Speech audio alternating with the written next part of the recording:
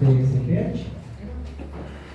Para ello necesitamos de la integridad de órganos como son los riñones, los pulmones y la sangre.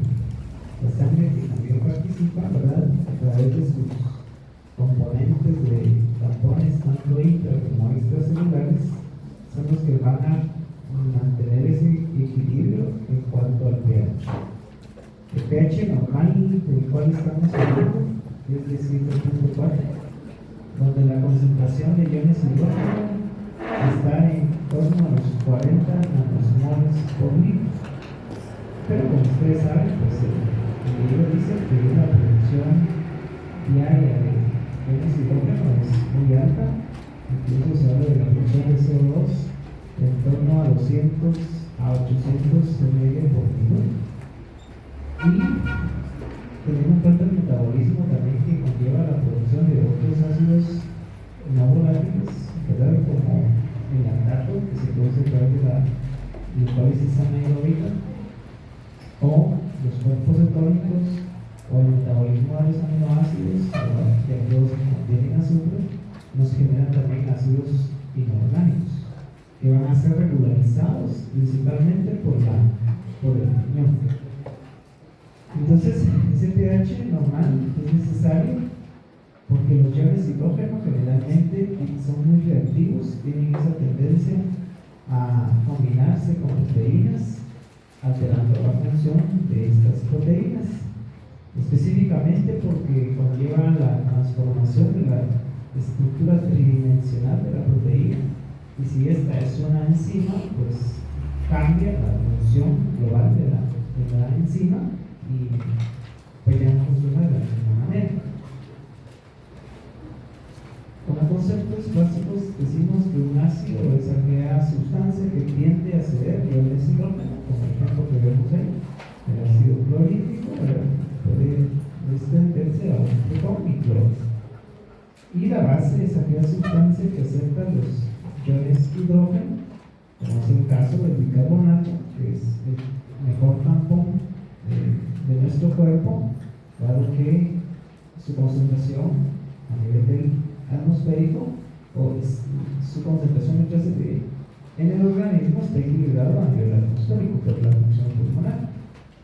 En este caso vemos, ¿verdad?, el bicarbonato acerca a un protón que se transforma en un ácido débil, que es el ácido carbónico. Y la fórmula del agua, que es H2O, recordemos que el pH hace referencia a la concentración del ion hidrógeno libre, que es, digamos, equivalente a la relación inversa de la concentración del hidróxido, que forma parte de la fórmula del agua. Hay secreciones, ¿verdad?, secreciones o jugos dentro de nuestro organismo que tienen un pH distinto, ¿verdad?, a manera de que según su pH pues tienen una funcionalidad adecuada, como por ejemplo el jugo gástrico, que tiene altas concentraciones de ácido clorhídrico, por eso es un ácido, ¿verdad?, y que de esta manera pues contribuye al metabolismo, sobre todo a la digestión, y que más abajo pues este jugo pues se llena de otro componente, que es el bicarbonato, que se produce a nivel pancreático y hace que el pH pues aumente. Como el jugo pancreático produce un pH un poquito mayor, porque generalmente las enzimas pancreáticas tienen una funcionalidad óptima a ese pH. Por lo tanto, el pH de la sangre, como decíamos, es 7.4, el valor normal. Que haya intervalos que va de 7.35 a 7.45, pero lo normal es tener 7.4. Parte de la fuente de los ácidos sigue siendo el ciclo de Krebs. La fuente de CO2, ya vemos que una acetilcoenzima entra al ciclo y se elimina a través de dos moléculas de dióxido de carbono. Y comparado al oxígeno, el dióxido de carbono es muchísimo más soluble en agua que el oxígeno, ¿verdad? Y por eso tiene esa tendencia a asociarse con el agua para formar el ácido carbónico, ¿verdad? El ácido carbónico, que en concentración es muy consulta, ¿verdad? Si quisiéramos medirla, el valor normal es de 0.0018 milomoles por litro, es muy bajo. Porque generalmente esta molécula del CO2 disuelto se va a asociar con agua y esta se va a desprotonar y se va a convertir en un protón y una molécula de bicarbonato. La principal forma en la cual transportamos ese CO2 desde los tejidos periféricos hacia los pulmones va a ser como bicarbonato. Hasta el 70% del CO2 se transporta a través de esa forma. Y entonces tenemos que tener ese equilibrio entre ácidos y bases para no tener alguna alteración. Contribuyen mucho los famosos buffers, tampones o amortiguadores, ¿verdad? Que en términos globales pues, podemos decir que son aquellas sustancias que previenen cambios extremos en la concentración de los protones y que generalmente está formado por un ácido débil que es donador de protones y su base conjugada que es la aceptora de protones. Tal es el caso del ácido carbónico y el bicarbonato, ¿verdad? Otro ejemplo sería el ácido fosfórico y el fosfato. Además del bicarbonato como un buen tampón, podemos hablar de otros tapones intracelulares como son las proteínas y los fosfatos, que son los principales tampones a nivel intracelular.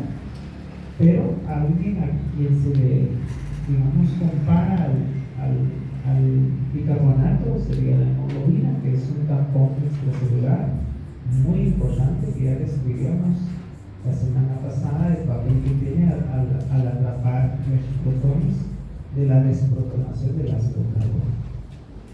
Como sistemas entonces ya mencionamos el papel de los riñones, de los pulmones y de la sangre, porque contienen eritrocitos.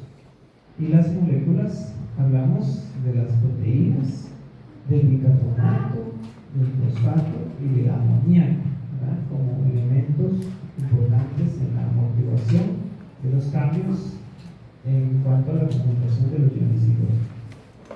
Los tampones no bicarbonato, ya mencionábamos, pues son proteínas, ¿verdad? Tanto extracelulares como la albúmina y proteínas intracelulares como la hemoglobina. Las proteínas son tampones eficaces debido a que tienen residuos de histidina dentro de su estructura, ¿verdad? Y esta molécula, este aminoácido, en su cadena lateral, tiene la capacidad de unir y liberar iones hidrógeno. Eso lo convertimos en un tampón. El pK de la histidina, por ejemplo, es mucho mejor que el pK del bicarbonato. El pK del bicarbonato es de 6.1, pero el pK de la histidina es de 6.5.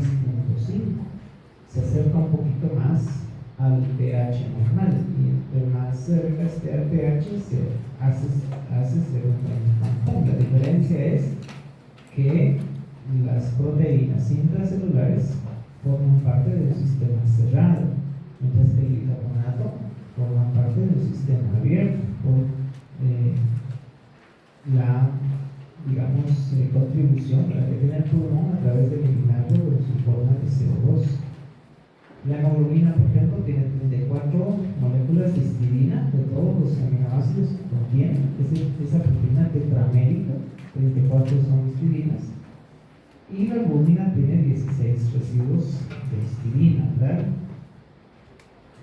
Y entonces la semana pasada veíamos, ¿verdad? Para explicar un poquito el efecto Bohr, ¿verdad? Decíamos, es el efecto del pH sobre la unión y la liberación del oxígeno.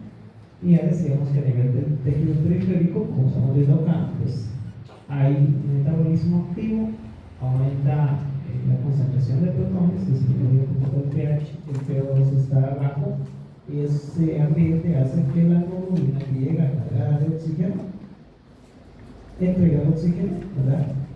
Y acepta los protones, ¿verdad? Y de esta manera evita que estos protones cambien el pH, ¿verdad? No modifiquen ese pH, que de cosa contraria aumentaría la concentración de los protones libres, descendiendo el pH. Pero eso se evita a través de la acción de la hemoglobina, ¿verdad? Que sirve aquí en este caso como un tampón extracelular. A pesar de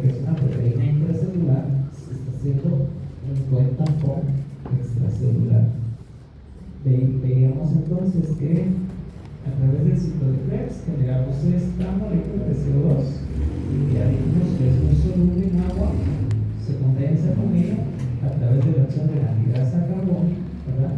Sobre todo a nivel de los eritrocitos es favorecida esta acción, pero a nivel plasmático es espontánea, pero es más lenta porque no termina en la enzima y se forma ácido carbónico. Pues se va a disociar de forma espontánea a este protón y a la molécula de bicarbonato.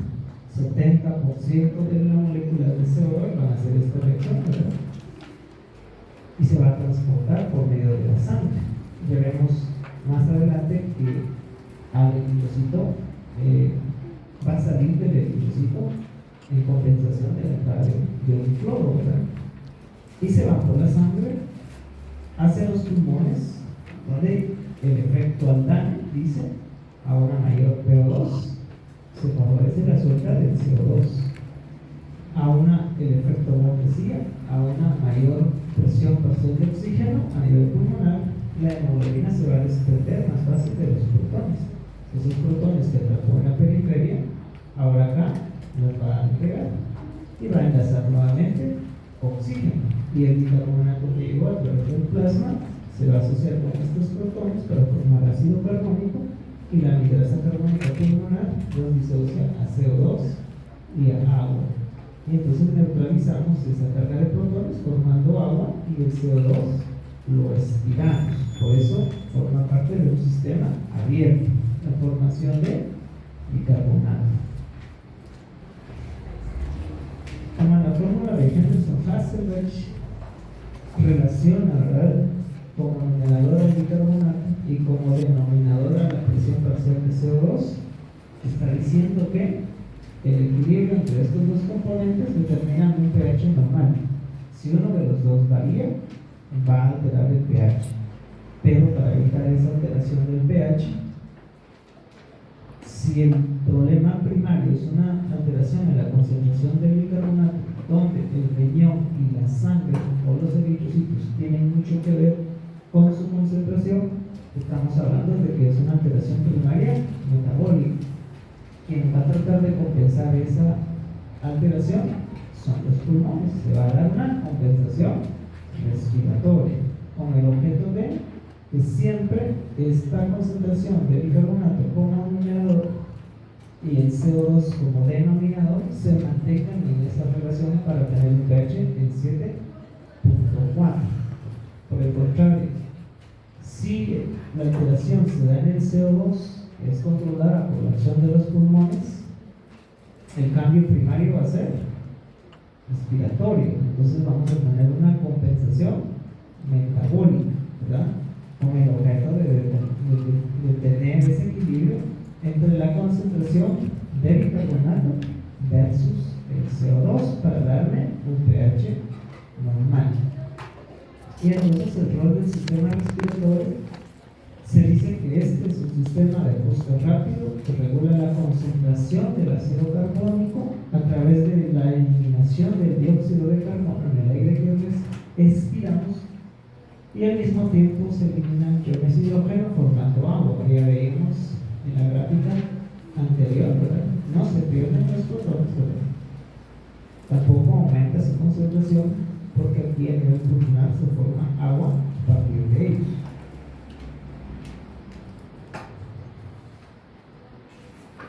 Y entonces la eliminación del CO2 se da a través de esa asociación CO2 y agua, y formamos bicarbonato y se desprotona, ¿verdad?, a un protón y una molécula de bicarbonato. Y sabemos que a nivel de los eritrocitos se favorece por la anhidrasa carbónica y que vemos que hay un desplazamiento del cloruro. El cloro entra, pero sale un bicarbonato al plasma y se van hacia los pulmones. Otra forma, el 20% restante del CO2 es formar carbaminoides, lo que veíamos la semana pasada, la asociación del dióxido de carbono con el extremo amino de cada subunidad del tetramero de hemoglobina y se van hacia el pulmón. Y un pequeño porcentaje, 10%, permanece disuelto, que a la larga todo el CO2 disuelto termina convirtiéndose en ácido carbónico, ¿verdad? Y obviamente al bicarbonato y un protón. Y entonces a nivel pulmonar explicamos esto, ¿verdad?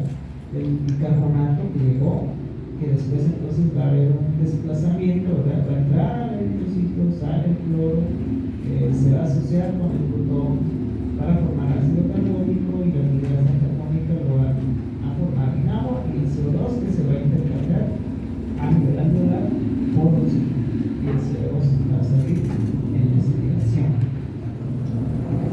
Todo el aire que expiramos lleva un porcentaje de CO2. No todo el aire que expiramos va a ir cargado de CO2. También hay una porción del aire que expiramos que lleva oxígeno. Y es un porcentaje importante. De ahí sale el hecho de qué tan importante es la ventilación o respiración boca a boca. Si solo saliera CO2, no serviría, ¿verdad? El paciente que está en un paro y necesita respiración boca a boca es porque todavía nuestro aire que expiramos lleva oxígeno.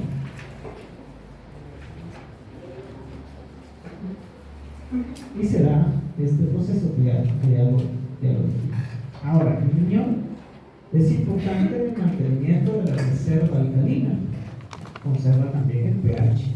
Conserva el pH a través de la formación. Por ejemplo, aquí existe otro tampón, como es el fosfato, ¿verdad? Que cuando se asocia a un protón con ácido fosfórico y se excreta a través de la orina.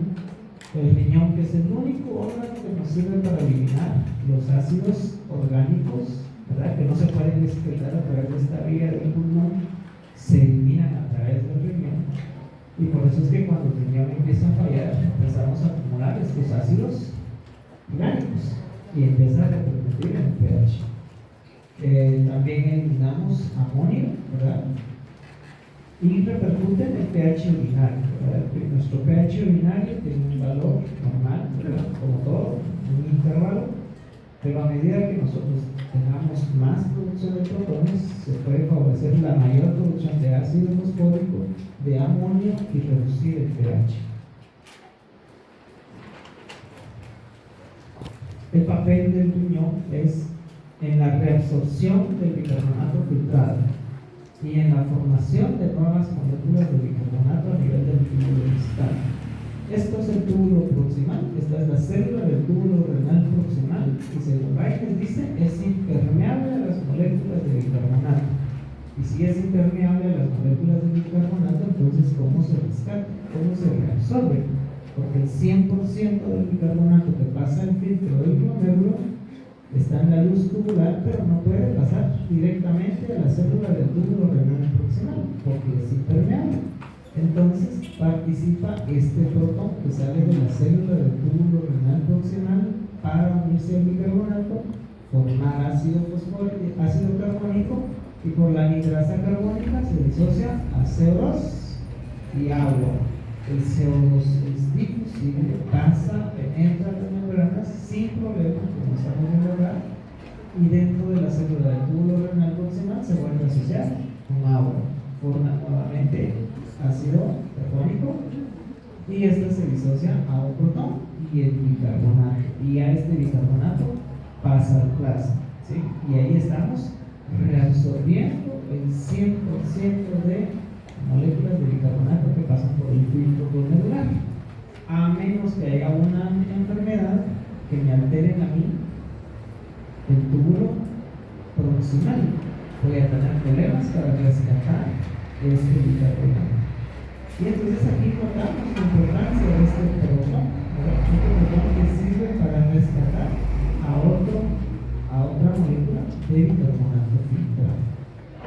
A nivel del túbulo distal, aquí es importante porque me excreta un protón y me forma una nueva molécula de bicarbonato, pero para eso es importante mantener una presión parcial de CO2 adecuada para formar nuevas moléculas de bicarbonato a nivel de esta célula, de la célula del túbulo distal.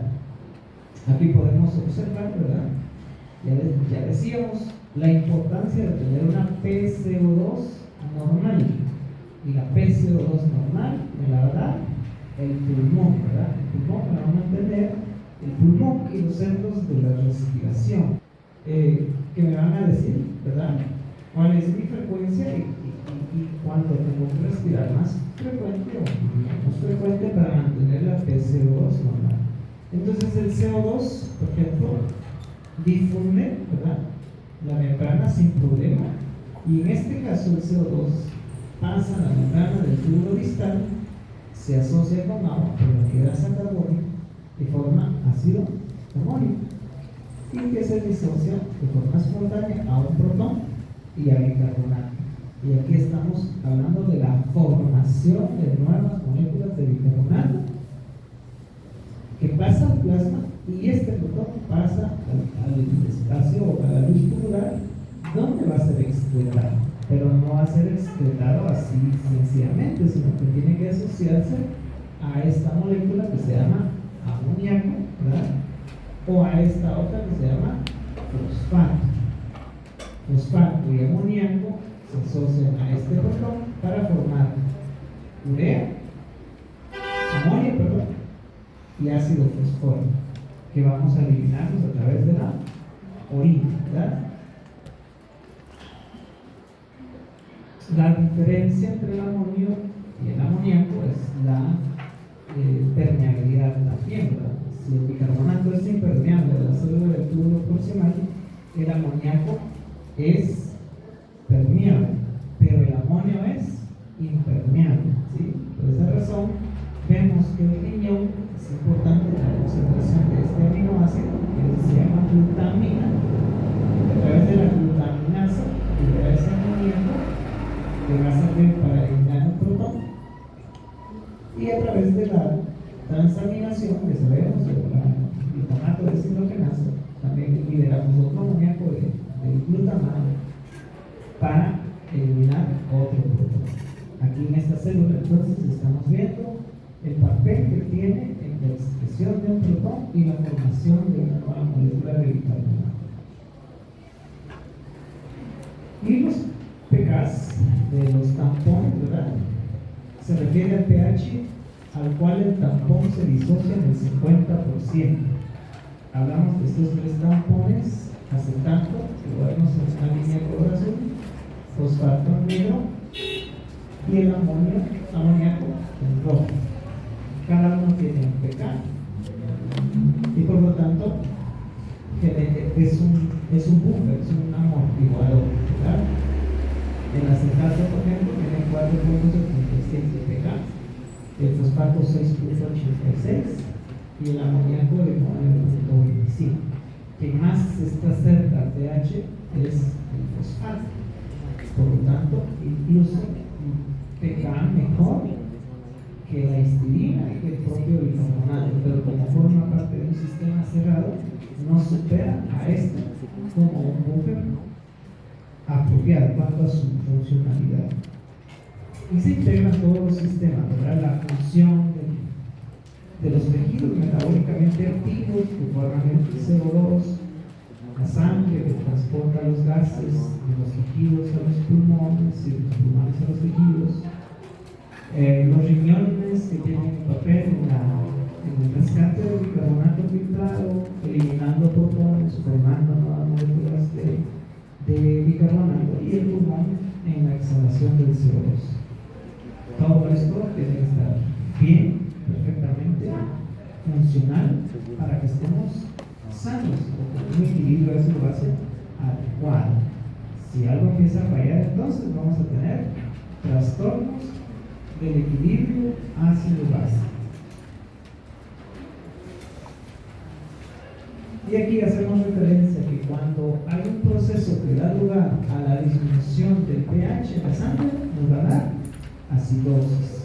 Y esto nos lo puede dar una disminución del bicarbonato plasmático o un aumento del CO2 que nos da acidosis.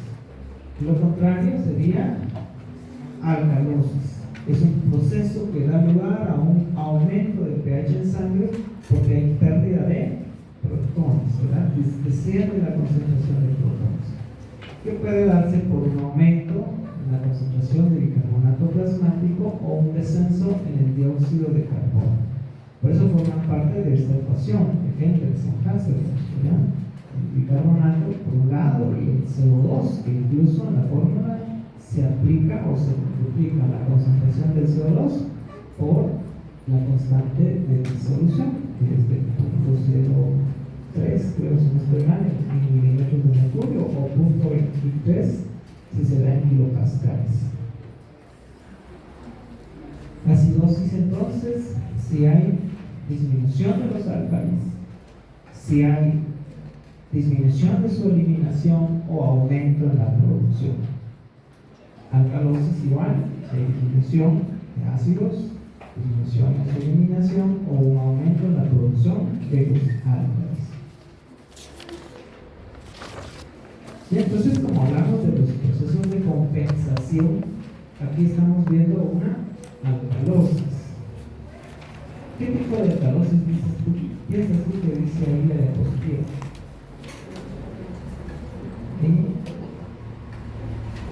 ¿Qué tipo de alcalosis?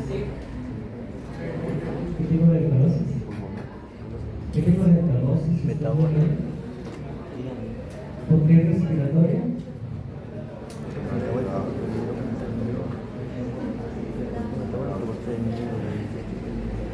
¿Qué tipo de alcalosis dice? ¿Alcalosis? ¿Qué tipo de alcalosis?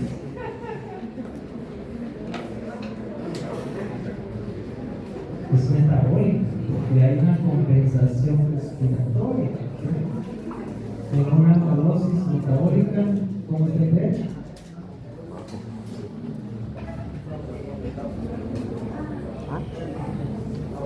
Si no es de recordar, si no es de comprender, lo que has leído para el examen corto es lo que hemos platicado, de lo que platicamos acá, ¿sí? De lo que dijimos acá. ¿Qué dijimos que era? Alcalosis metabólica. ¿Cómo está el pH? Alto, ¿sí? Alto. Hay una alcalosis. pH alto, porque la carga de protones está baja, ¿sí? Entonces, si es una alcalosis metabólica, yo voy a compensarlo respiratoriamente. Para compensarlo de forma respiratoria, genero una hipoventilación, ¿sí? Empiezo a respirar menos frecuente de la frecuencia normal. ¿Cuánto respiramos nosotros normalmente en un minuto? ¿Cuántas veces respiramos? De 12 a 20. Un dato, digamos, no, bueno, esto ya depende, ¿verdad?, de la persona. Incluso los que hacen mucho ejercicio pueden llegar a respirar hasta 10 veces, 12 veces, ¿sí? Es una adaptación que han tenido a un modo de vivir. Quien no hace nada de ejercicio, es sedentarismo, incluso puede llegar a respirar 22, 24, 26 veces, ¿sí? Pero tiene un patrón, o sea, tiene una forma de respirar. Cuando hay una alteración como la alcalosis metabólica, entonces empieza a disminuir su respiración, ¿verdad? Y eso se llama hipoventilación. ¿Cuál es el objeto de la hipoventilación?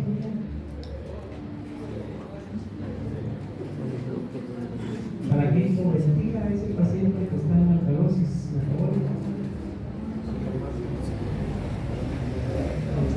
¿Para? ¿Y eso qué ayuda? ¿Cómo ayuda la concentración de hidrogeniones?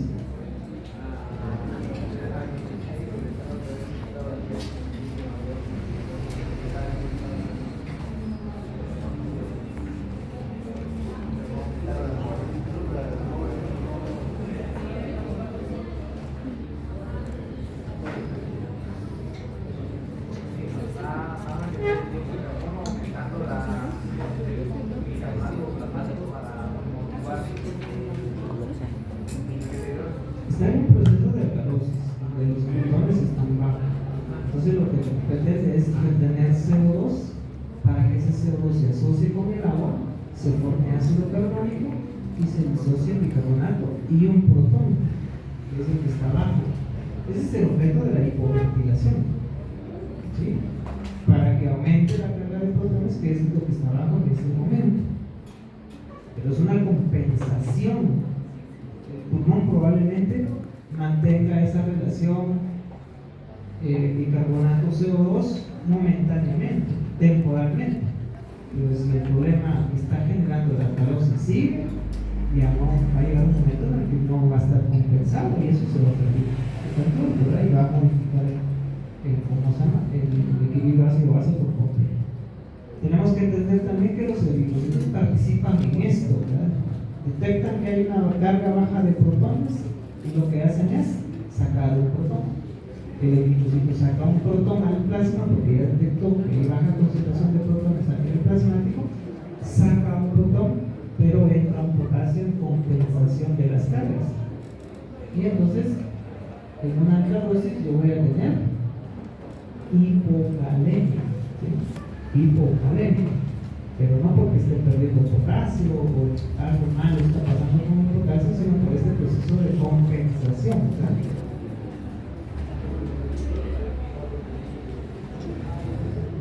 Si hay una alta carga de bicarbonato, si me dio una alcalosis metabólica, ¿qué va a hacer el riñón? Va a disminuir la reabsorción de bicarbonato, ¿verdad? Va a disminuir la reabsorción, va a favorecer la eliminación del bicarbonato con el objeto de mantener ese equilibrio entre el pH. Ahora lo contrario, una acidosis metabólica, que es más frecuente que una alcalosis. La acidosis metabólica es mucho más frecuente, ¿verdad?, que una alcalosis, ¿verdad? Darle un ejemplo de una causa de acidosis metabólica.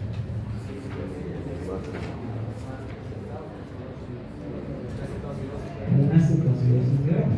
¿Otra causa?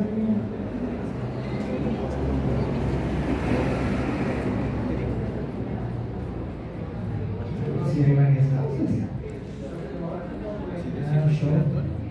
Shock hipovolémico, shock hipovolémico. ¿Una? No. Una pauta me va a dar acidosis metabólica, me va a dar acidosis respiratoria. Un cuadro de Rey que se relaciona al que hemos dicho, un shock hipovolémico. Una diarrea que se acompañe de pérdida de bicarbonato y me va a dar acidosis metabólica, ¿verdad? Y ante una acidosis, ¿cómo está el pH? Aumentado, no, disminuido. Disminuido. Está disminuido. ¿Y cómo están los protones? Están aumentados, ¿verdad? pH bajo, protones altos, ¿sí? ¿Qué hace el pulmón para compensar esto? Hiperventilar, ¿sí? Hiperventilar. Y el paciente empieza a respirar más frecuente y más profundo. Sí. ¿Cómo se llama ese tipo de respiración?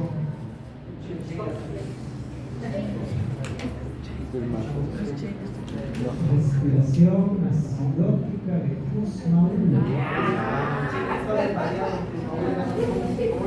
¿Qué me lleva Con el objeto de que ahora necesita barrer CO2,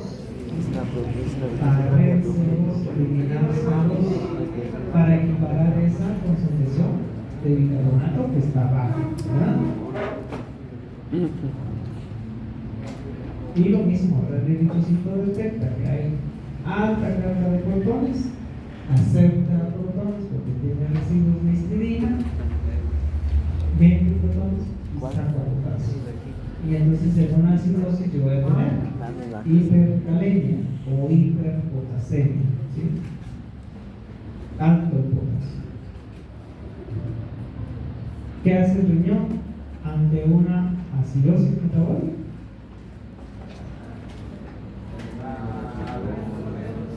Reabsorbe más bicarbonato, excreta más protones y forma más bicarbonato.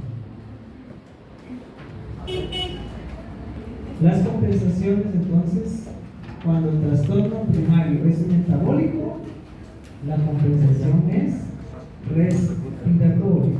se da rápido, en cuestión de horas, minutos a horas. Si el cambio primario es respiratorio, se da compensación metabólica, pero es más tardada, ¿verdad? Lleva un poquito más de tiempo esa compensación.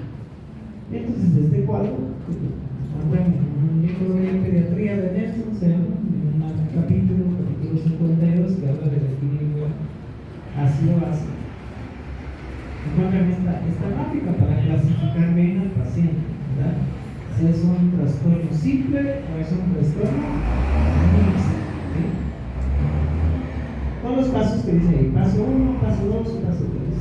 Paso 1, determinar si es acidemia o alcalina. Paso 2 es determinar si es metabólica o respiratoria. Y paso 3 ya es determinar el componente clave, ¿verdad? Si es simple o es mixto. Para eso nos sirve este código. 55, capítulo 55. Compensación apropiada durante los trastornos ácido-base. Y ahí le dan la compensación a usted si es una acidosis metabólica, si es una alcalosis metabólica, y si es una acidosis respiratoria aguda o es una acidosis respiratoria crónica, y si es una alcalosis respiratoria aguda o una alcalosis respiratoria crónica. Para eso es importante la anamnesis y la exploración física, ¿sí? Si usted hace una buena anamnesis, va a poder guiar su diagnóstico, ¿verdad? Y entonces, algo que preocupa a la población médica local, ¿sí?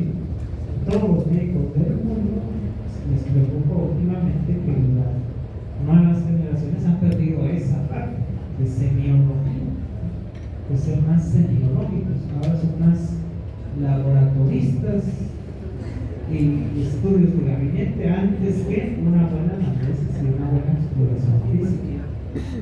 Si yo no sé nada de este paciente, solo puedo interpretar cómo está sus gases, ¿sí? Pero si yo no sé qué evento le llevó a estar así, no voy a saber cómo tratarlo, ¿verdad? ¿Qué tiene ese paciente?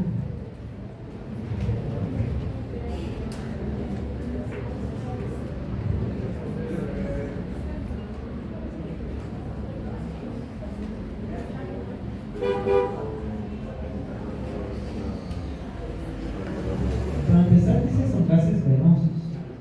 O sea que el PO2 no nos va a dar una referencia, ¿verdad?, de cómo está, digamos, el pulmón, ¿verdad?, porque son venosos.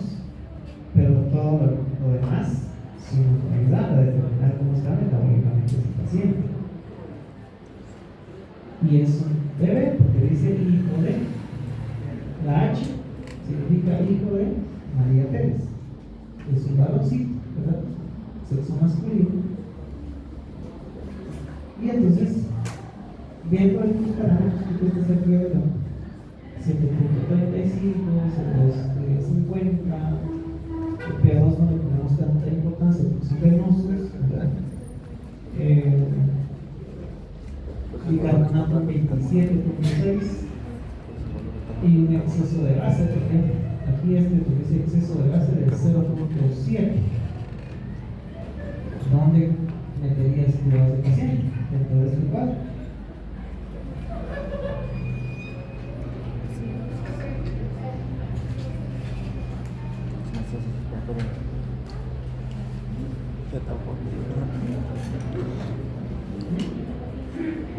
Mixto, pero mixto ¿qué?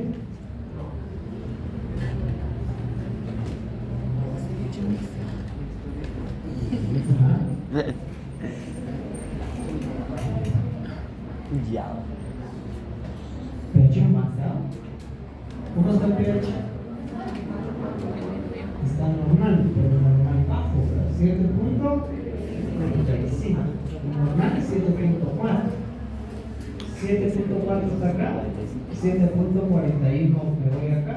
7.39 me voy para acá. Si tiene 7.35 me voy para acá. Acidemia. ¿Cómo está el PC2? Aumentado, ¿verdad? Porque el bicarbonato, ¿cuánto tenía? 27.6.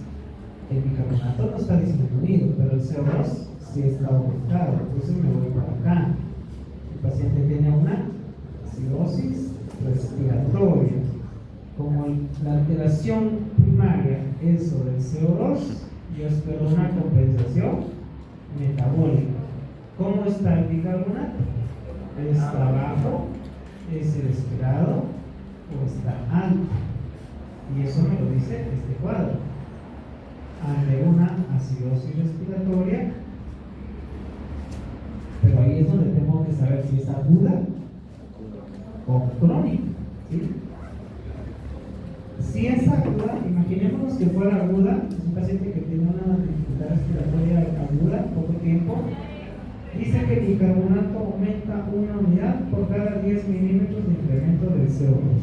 ¿Cuántos milímetros de mercurio tiene aumentado este paciente sobre el valor normal? Si tiene 50, ¿cuántos milímetros están aumentados por el valor normal? 10, porque el valor normal es 40. ¿Sí? Si tiene 50 son 10. O sea, yo esperaría que ese bicarbonato esté aumentada 1 unidad.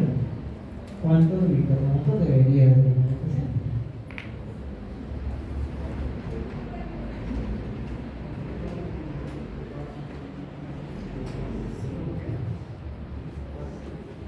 También nos dan un rango, ¿verdad?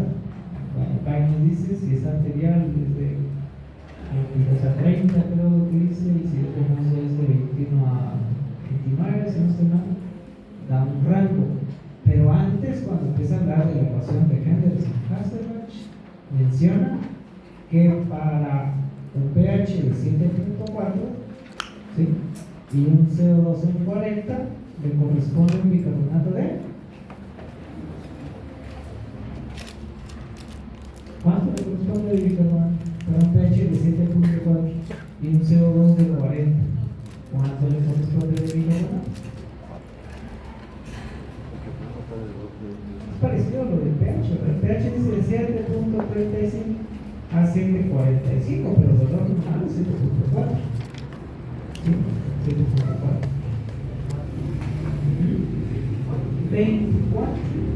24. Para un pH de 7.4 y un CO2 de 40, le corresponde un bicarbonato de 24. ¿Cuánto tenía el paciente?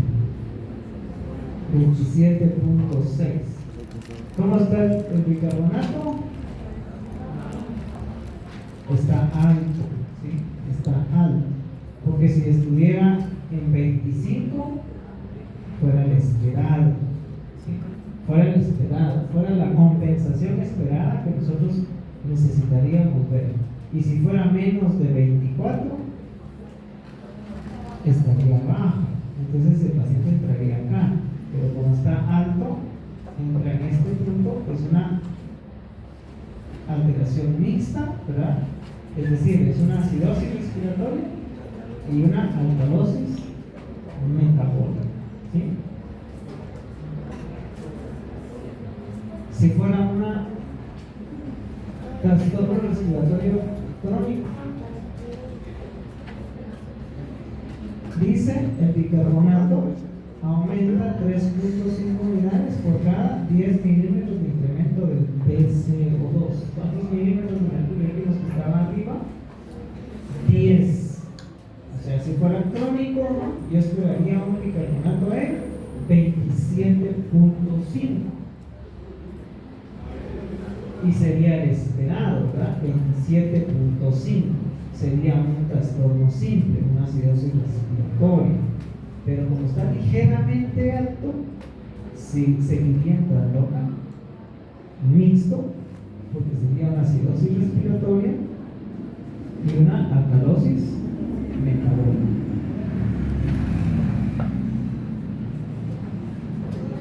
Ahora veamos sus drogas.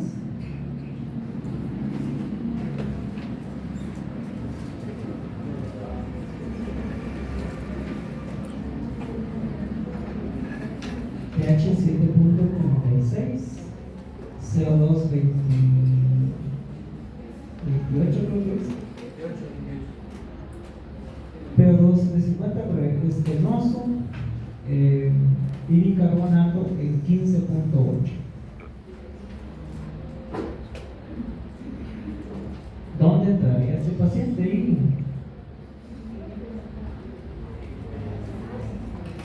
Es una acidosis que tiene el pH en 7.36. ¿Cómo estaba el bicarbonato?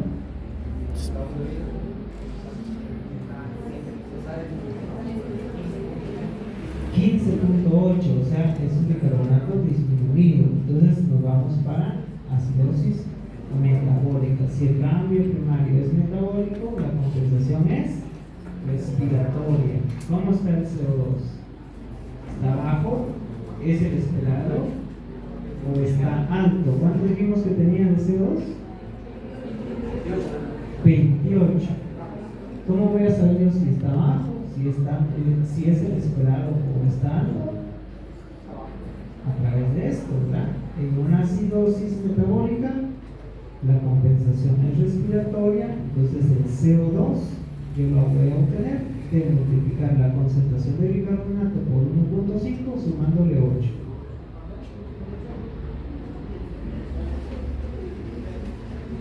Bicarbonato 15.8 por 1.5 más 8, 31.7, pero aquí dice más menos 2, el resto 2, 29.7, le sumo 2, 33.7, el esperado sería 29.7 a 33.7, ese sería el esperado, ¿lo tiene? 28, está bajo. Entonces, es una acidosis metabólica con el CO2 bajo. Es un trastorno mixto, acidosis metabólica y alcalosis respiratoria.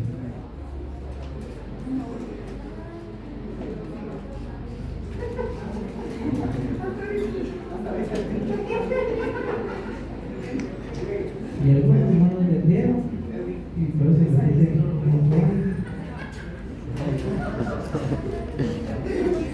De las causas más frecuentes de acidosis, de alcalosis, la tiene en esta tabla que está en su libro de texto, ¿verdad? Es más común una acidosis que una alcalosis, ¿sí? Acidosis metabólica o acidosis respiratoria es mucho más frecuente que una alcalosis, ¿sí? Pero eso no quiere decir que estén exentos ustedes, por ejemplo, de tener un paciente con alcalosis. Por ejemplo, un paciente con alcalosis, ¿dónde va a encontrar un paciente con alcalosis? En la unidad de terapia intensiva, cuando ese paciente está ventilado y yo no fijo bien los parámetros y estoy haciendo que ese paciente baje CO2. Y entonces le paso a una alcalosis respiratoria, ¿verdad? O cuando a ese paciente, por tener una acidosis metabólica, yo le infundí bicarbonato, pero no apliqué bien la fórmula de corrección, me pasé de la cuenta y ahora está en una alcalosis metabólica. Entonces, ¿qué tengo que hacer para corregirlo? Ese es el chiste de aprender esto, ¿verdad? Equilibrio base-base, y si se dieron cuenta también, tiene mucho que ver los electrolitos. Los electrolitos. Aquí nos dan el valor de los electrolitos, ¿verdad? Sodio, potasio, calcio, glucosa, incluso el calcio ionizado, que es el metabólicamente activo, ¿verdad? Y entonces ya nos dan ahí cómo hacer para tratar ese paciente. La luz, compañero, por favor.